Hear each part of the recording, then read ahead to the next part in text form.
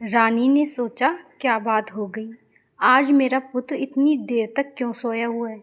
क्यों उसने अपनी दासी को आज्ञा दी कि उसके नवजात राजकुमार को वह उसके पास ले आए। लेकिन जैसे ही दासी सोए हुए राजकुमार के पास गई तो उसके होश उड़ गए। उसने देखा कि राजकुमार की आंखें पलट चुकी हैं, शरीर में चेतन के कोई लक्षण नहीं और वास्तव में उसकी तो मृत्यु हो चुकी है। दासी जोर से चिल्लाई और क्रंदन करने लगी। राजमहल में सभी लोग एकत्रित हो गए। संपूर्ण राज्य शोक के सागर में डूब गया। लेकिन आखिर कौन था ये नवजात शिशु और उसकी मृत्यु किस प्रकार हुई, या फिर किसी ने उसकी हत्या की थी?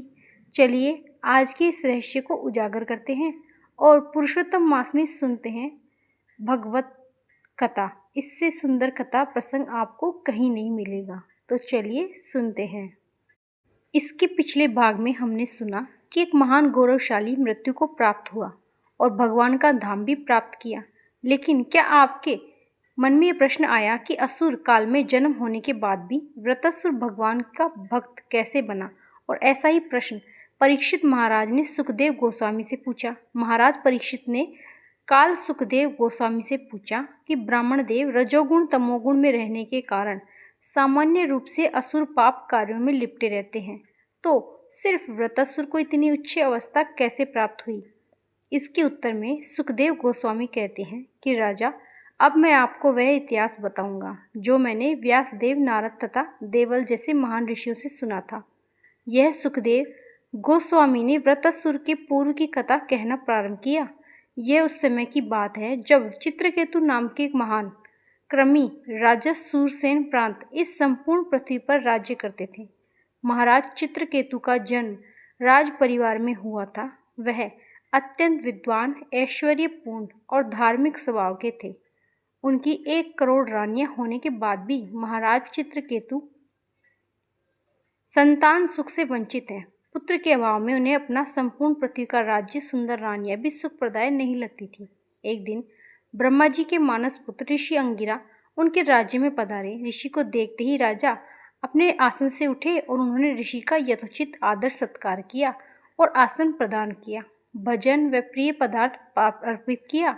राजा की विनम्रता को देखकर ऋषि अंगिरा अत्यंत प्रसन्न हुए। उन्होंने राजा से कहा, हे राजन, आशा है आपका शरीर और माँ दोनों ही स्वस्थ होंगे।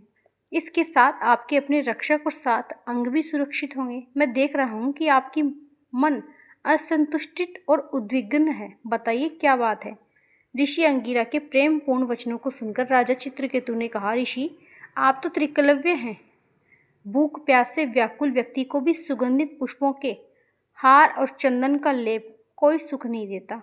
उसी प्रकार पुत्र के अभाव में पृथ्वी का ये निष्कंटक राज्य मुझे कोई सुख नहीं दे रहा। ऋषिवर, कृपया एक पुत्र प्रदान करके मुझे और मेरे पूर्वजों को नरक में गिरने से बचा लीजिए। राजा के प्रति दयालु ऋषि अंगिरा ने एक विशेष यज्ञ का आयोजन किया, जिसमें तस्ता देवता को खीर का भोग लगाया और उस प्रसाद के रूप में राजा चित्रकेतु की पटरानी कृतति को दिया गया।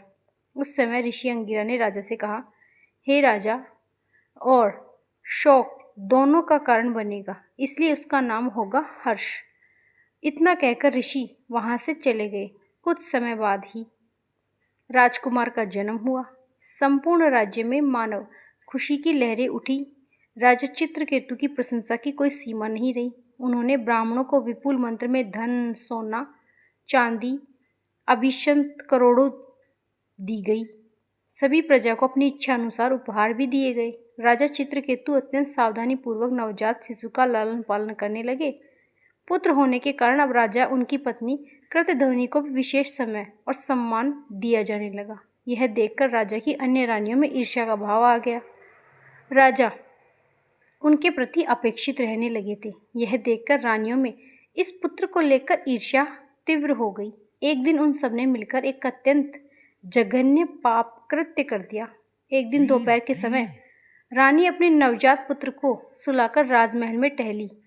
लंबे समय बाद जब राजकुमार नहीं उठा तो उसने अपने दासियों को बुलाया और कहा कि वह उसके पुत्र को ले आए। जब दासी उस नवजात बालक के पालने के पास पहुंची तो वह चिल्ला उठी।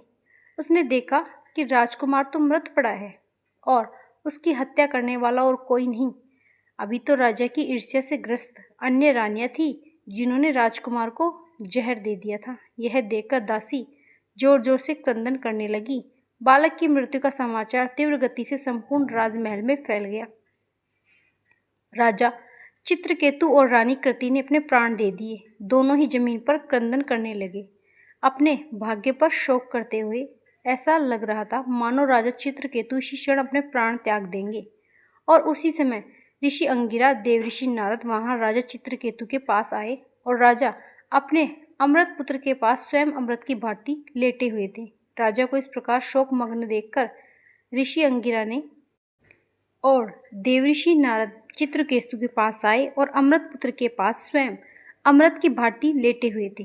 राजा को इस प्रकार शोकमग्न देखकर ऋषि अंगिरा ने कहा कि हे राजन, इस अमृत शरीर का तुम्हारे साथ क्या संबंध है? वास्तव में यह भौतिक संसार, सभी जीव आत्माएं क्षणभंगुर हैं। इसलिए पिता पुत्र के एक स्थायी संबंध के लिए शोक मत करो। आप जैसा महान भागवत भक्ति के लिए इस सर्वत्र अनुच्छेद है, वह भौतिक वास्तु अथवा व्यक्ति के लिए इस प्रकार शोक करे। इस प्रकार ऋषि अंगिरा ने राजा को दिव्य ज्ञान देने का प्रयास किया और नारद मुनि ने सबके सामने अपने योग्य शक्ति द्वारा उस अमृत पुत्र में पुनः प्राण भर दिए। तब नारद मुनि ने उस पुत्र से कहा, हे जीव, ये देखो, तुम्हारे चले जाने से तुम्हारे माता पिता कितने शोक हैं। यदि तुम चाहो तो इस शरीर में पुनः प्रवेश कर सकते हो और अपने परिवार सहित इस शेष जीवन का आनंद ले सकते हो। अब देखिए, नारद मुनि के यह वचन सुनकर राजा चित्रकेतु के इस अमृत पुत्र के शरीर में प्रवेश करने के बाद वह जीवात्मा बोलने लगी। आपने पूर्व कर्म फलों के अनुसार मैं जीवात्मा एक शरीर से दूसरे शरीर में यात्रा कर रहा। मैंने देवताओं के शरीर से लेकर मनुष्य यानी कि पशु वृक्षों के शरीर में भी प्रवेश किया, लेकिन वास्तव में तो जीवात्मा का किसी भी माता पिता से कोई संबंध ही नहीं होता, इसलिए उसे इस बात का शोक नहीं करना चाहिए।